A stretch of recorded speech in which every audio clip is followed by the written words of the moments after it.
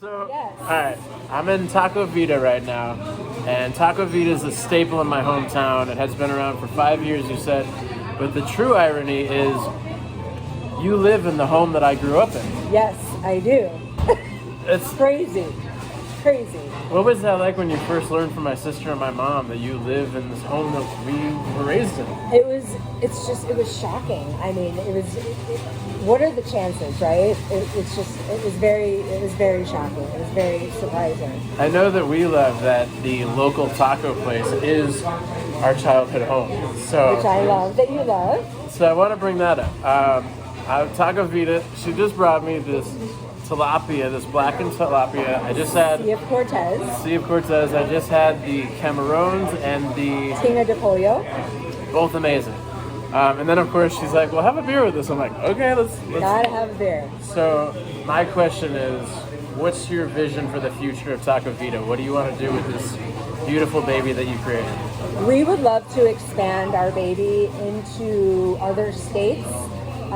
We see it as being potentially converting into a taco truck if someone would like to buy our concept and do it as a taco truck rather than a brick and mortar. We would be fine with that.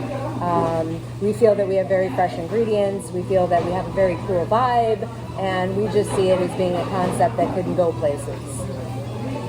And I see it all over. I see taco trucks. I see restaurants when I'm in airports. Like, why can't it be in all of those places? It can be.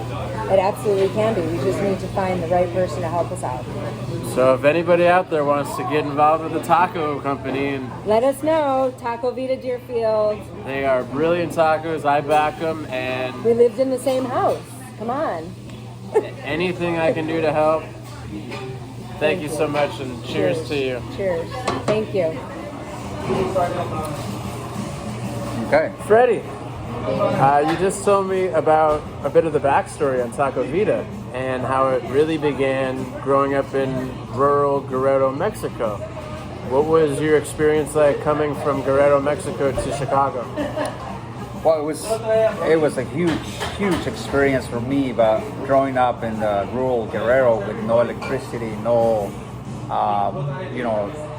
we did have water, but we had to go through the creeks and bring the water home, and that's how we basically survive. And so when I first came here, it was a shocking experience for me, just because it's a huge city. I mean, in the town it was only one car, and coming here and you see millions of cars, it was a very interesting for me.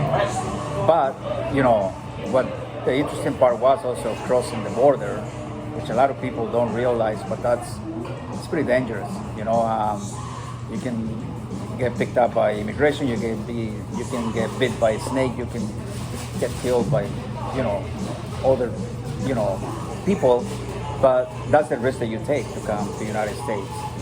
And that's why it's for me it's the real American dream. Once COVID hit, it really everything changed. Now we're basically just basically we're surviving with the business because everything is so expensive now. The food, the employees, the rent. I mean, everything is. If the restaurant business was hard before, now it's twice as hard.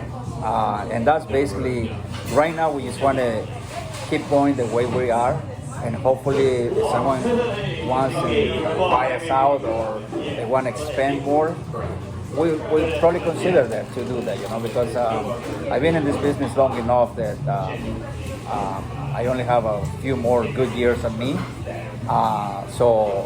And I want to make the best out of it. Yeah, you want to make all of your effort worth it. Exactly. Once you expand, you kind of losing the control of quality and stuff like that. So we got to be very careful that we want to make sure if you eating in Deerfield, if you're eating in California or you're eating in New York, the food should be the same. So, I mean, that's my goal, but again, it takes money, it takes time, it takes effort to do that. So, but we'll see what the future brings. And if anybody wants to help Taco Vida grow and help this family do their thing, please reach out to customkyle.com or Taco Vida directly. Thank you so much.